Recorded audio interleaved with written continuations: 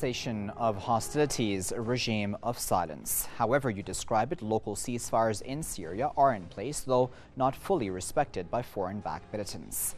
Dictatorships which back militancy pressure those under their influence to walk out of peace talks, ensure their inability to truly negotiate, and insist only on President Assad's ouster. As America tries to protect even al-Qaeda-affiliated terrorists by attempting to include them in ceasefires, Russia and others who stand with Syria are insisting terrorists must not be allowed to go scot-free. Syria, too, has sent a strongly worded letter to the UN complaining about continuing support for militants, a failed policy which the region's dictatorships insist on maintaining. That and more in this debate. Our guests for this edition of the debate are Mr. Tony Gosling, who is an investigative journalist, and he is joining us live from Bristol in the UK. And we're also joined by Mr. Richard Millett, who is a journalist and political commentator, and he is joining us live from London. Gentlemen, thank you both for joining us. Mr. Millett, I'll start with you. How do you feel about the significance of the cessation of hostilities in Aleppo and whether it may be renewed? Well, I don't think there has been any cessation of hostilities. We've just seen the Syria Air Force, Assad's Air Force destroying hospitals, children's hospitals, clinics, ambulances, medical supply stores, rescuers who are going in to try to recover what's people who've been buried underneath. They've also been hit from the air by President Assad, who's obviously wanting to continue the hostilities against whoever he wants to fight, except the only people he isn't fighting is Islamic State, Daesh. These seem to be the only people that he doesn't want to fight, and until he's destroyed the moderate rebel opposition, who are obviously trying to oust him from power, because 5 years ago, when there was a democratic uprising against the totalitarianism that of the government of Assad, they were utterly annihilated. And obviously, since then, there's been this full-scale civil war, and we've seen 250,000 people killed because of it. And even this cessation of hostilities that was due to have taken effect since February hasn't come into effect at all. Even more people are dying. Thousands have died in the last couple of weeks. 3,000 have died in the last month, including 1,000 children. Okay, Mr. Gosling, how do you feel about this, what Russia called regime of silence? This was, of course, brokered by the US and Russia together for 48 hours in Aleppo. Well, it's easy, isn't it, from the comfort of London to talk about a democratic uprising in Syria, where actually what happened was rebel groups just simply took up arms against the government. And it's very ironic, isn't it, to hear that just this week the Ba'ath Party has been re-elected by a democratic uprising of people saying, no, we don't support the rebels in Syria. What's been happening over the last few years, of course, is just another attempt at regime change, the same thing that's happened in Libya. They're trying to do in Syria. But, you know, this is really small potatoes compared to the stuff that's been coming out this week about the Ghouta massacre, the chemical weapons massacre back in 2013. Because there, Seymour Hersh, the very well-respected US journalist, has reported through Alternet. He's finding it difficult to get published in the West, and that isn't because what he's saying isn't verified. It's very much agreed with by Carl Del Ponte, the investigator from the United Nations. This is just what the media do not want the Western people to hear about, is that the sarin gas for those attacks, it came via Libya, and with the help, actually signed off, he believes, Seymour Hersh believes, directly by Hillary Clinton herself.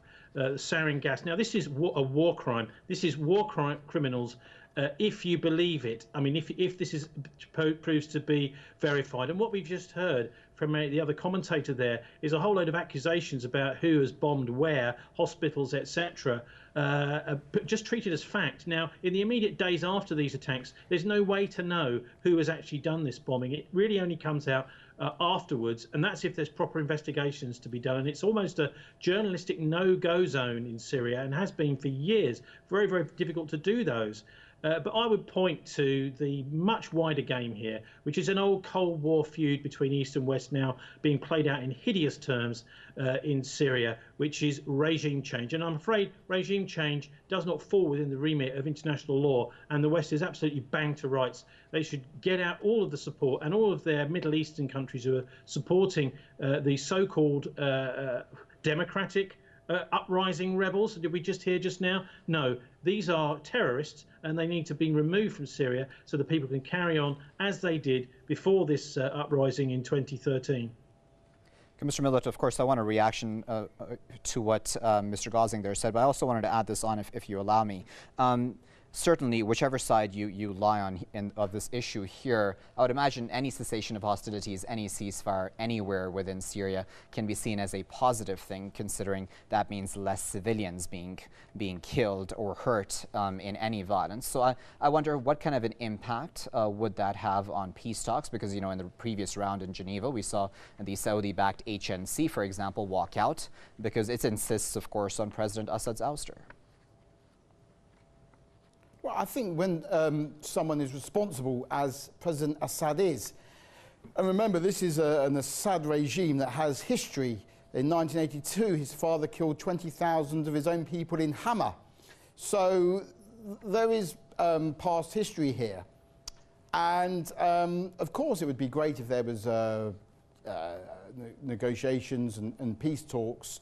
But how, in all honesty, when someone is responsible for the deaths of anywhere between 250 and 400,000 of his own people, can anyone of reasonable mind expect this kind of monster to continue? I mean, there is no democracy. I mean, Tony talking about elections, the Ba'ath Party elections, I mean, this is absolutely fantasy land. You can't have elections in a country where half the population doesn't even exist anymore. And 300,000 people have been murdered, and hundreds of thousands have been left incapacitated and wounded. And where, I mean, to say that we don't know who who bombed these hospitals, medical supplies, ambulances, clinics, it's obvious. I mean, you can only do this kind of damage from the air, and the only person with an air force is Assad. I mean, there's no one left in Syria even to look after the injured. What about the Americans? 95% of the doctors have fled Syria. I disagree that this is a war between. I disagree. This is a war between the West and the East. I don't know how Tony put it. I can't remember. This is between as ever in the Middle East. Just let Mr. Gosling come in. Mr. Gosling, go ahead. Go ahead with your response. Saudi Arabia and Iran. So the Americans have an air force, and they are bombing. And we have seen, for example, the destruction of the Médecins Sans Frontières hospital by them in Kunduz. But look, there's a much, much bigger game going on. And I think it's really silly to just concentrate on Assad. We've got to get rid of Assad. He's responsible. It's nothing to do with that. It's to do with a much wider game. It's resource wars that are going on in the world now as a possible prelude to a third world war, which is really as a result of the same kind of conflicts that were going on in the Cold War. We're talking about pipelines. People want pipelines through Syria. Syria and Assad is in the way. You've got effectively two competing sides, oil and gas pipelines. You've got the Turks, the Qataris and the Saudis that want to link up into Turkey. And then you've also got the Iran-Syria pipeline, which the Russians support. So you've got two competing people, effectively sides, trying to say, well, we want to use Syria for our own purposes. You've even got the Israelis who legally claim rights as their own personal private property. So the East and West are, and I'm afraid it's absolutely awful for those in Syria who are caught in the middle of this. But if we're going to have any kind of peaceful solution, we've got to stop just simply pointing the finger at the president, as people did over Gaddafi years ago. It's one president after another who's got to have their head chopped off or disappear. As the same with Saddam Hussein, and get these geopolitical fingers out of these countries, allow them to actually make their own decisions. As we've just seen, the Syrian people have resoundingly put their faith, rightly or wrongly, in Assad, and we should respect that. Anyone that comes in and just trashes these elections as pointless or irrelevant is actually an anti-democrat and should just simply get out of the room. Okay, Mr. Millett, I'm wondering how you feel about the fact that Sergei Lavrov, the Russian foreign minister, a couple of days ago said the United States tried to have the al-Nusra Front terrorist group, which is affiliated with al-Qaeda, included in the cessation of hostilities that is in place throughout the country, excepting, of course, terrorist groups. This was obviously rejected by both the Syrian government and Russia. Why would the U.S. want an al-Qaeda affiliated group to be protected in a ceasefire? Well, at the moment, no one knows really what they're doing in Syria. I think at the end of the day, the most important, the first enemy, the first objective was supposed to have been to get rid of Daesh, Islamic State. But that just isn't happening because no one is hitting them, Islamic State. The only ones who are hitting them are the Kurds. Syria, Assad is leaving, he just wants his own portion of Syria to be intact between Damascus and Latakia, the coastal region. And at the moment, he's leaving the rest of Syria to be taken over by Islamic State. So obviously, Assad wants to destroy everyone he can at the moment, including the moderate opposition, the fighters, or the moderate rebels, whatever you want to describe them as. And then he'll turn his armies on presumably, eventually, if he's got the will in him, to turn his armies on Daesh. But at the moment, he's fighting, everyone wants to fight Daesh. So maybe bringing in al-Nusra Front, as horrendous as it sounds, would allow everyone to turn their arms on Daesh.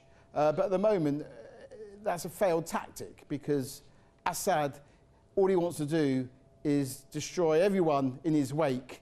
And there is no democracy in Syria. To say there was an election in Syria is absolutely farcical. And as I said before, half the country is either not there or they've been murdered. So that's why Assad has to go for Syria to move forward. Mr. Gosling clearly has a reaction to that. Mr. Gosling, go ahead. Well, I mean, he doesn't have to go. He's perfectly entitled to stay. If you believe in international law, then that is a legitimate government. You may disagree with it, but you should be disagreeing with it through peaceful democratic means, not by supplying arms to rebels. I mean, let's not forget, this is 2013, the same summer as the Ghouta attack. Roland Dumas, the former French foreign minister, that's the Sarin gas attack, by the way, French foreign minister, went on to French TV, LCP television it was, and he said that he'd had conversations in 2009 in London with MI6, effectively. He didn't name MI6, but he suggested that was who it was, and that they were planning an uprising, an armed uprising in Syria that actually materialised 2 years after that date he had that conversation. Now, it wouldn't surprise me at all if MI6, the British Secret Service, in cahoots with the CIA and possibly other Western intelligence services, had armed a bunch of rebels in Syria, because it's exactly what they did in Libya, as everybody knows. A little while before, they, for example, sprung a load of criminals from jails and gave them weapons in order to overthrow Colonel Gaddafi.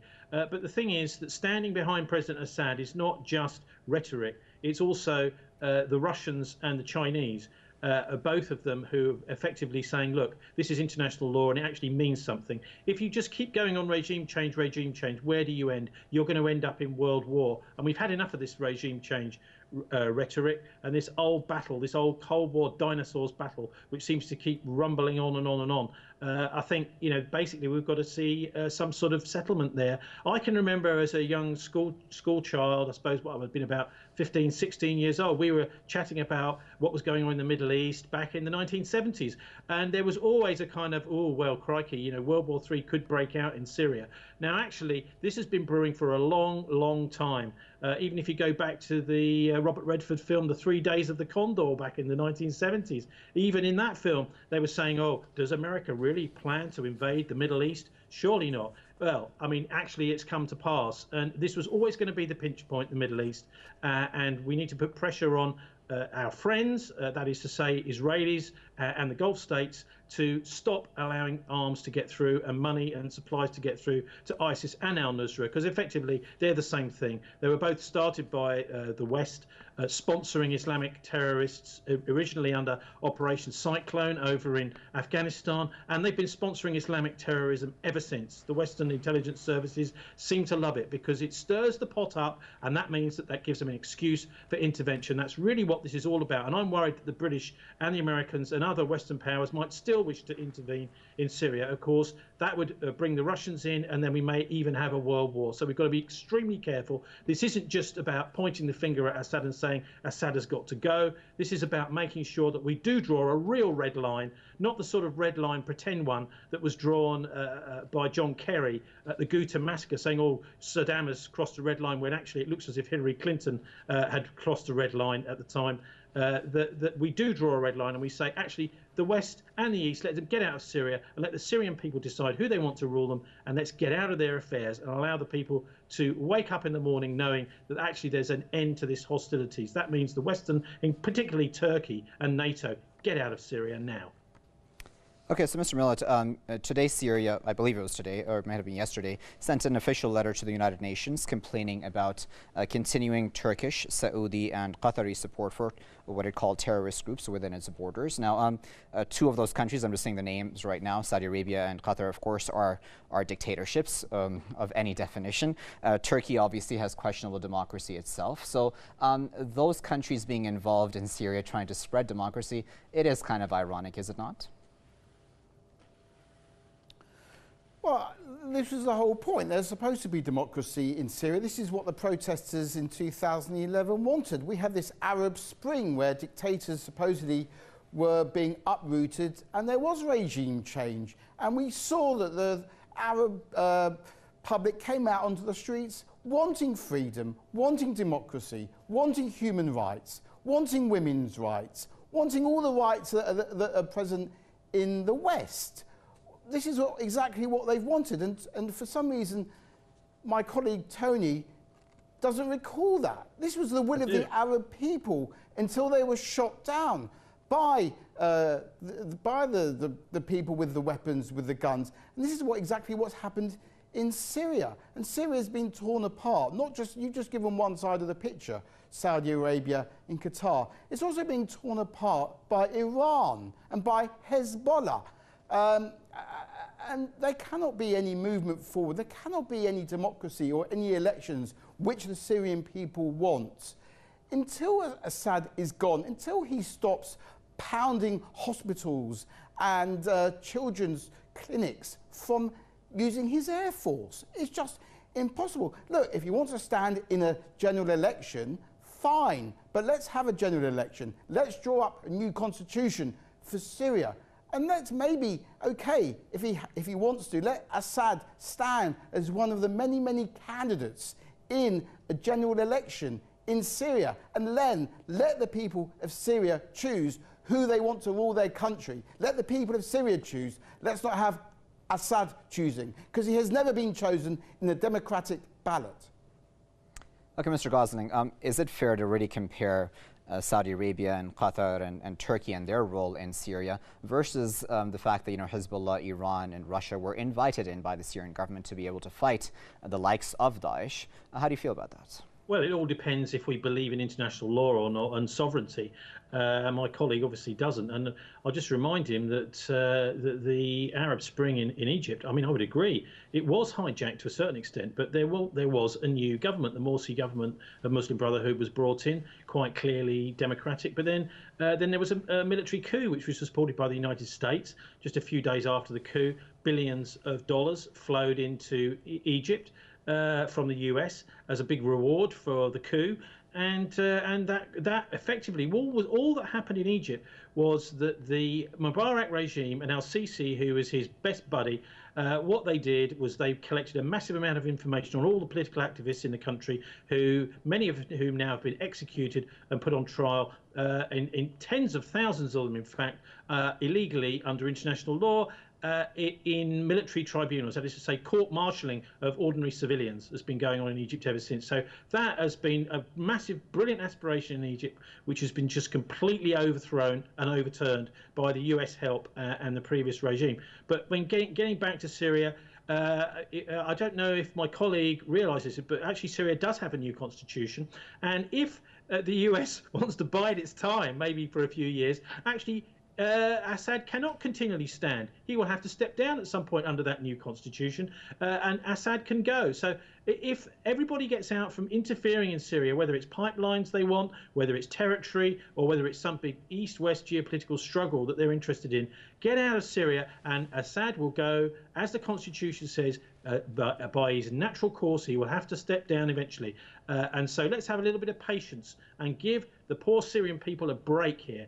Because it's them that's suffering, and it's just simply not good enough to say Assad has got to go, because it's nobody's business in a fair and decent and civilized world to be marching into countries and pointing the finger and saying, actually, we don't agree with the way you're doing things. Only the big superpowers do that. They start interfering, and NATO seems to be one of the worst. It's been doing it right around the fringes of the Eastern Mediterranean, and it's been doing it, of course, in Ukraine and in Eastern Europe too, advancing its political strength. Okay, Mr. Gosling, I do apologise for having to interrupt you. Unfortunately, we'll have to leave it there as our final word. But of course, we do appreciate both of your contributions to this edition of the debate.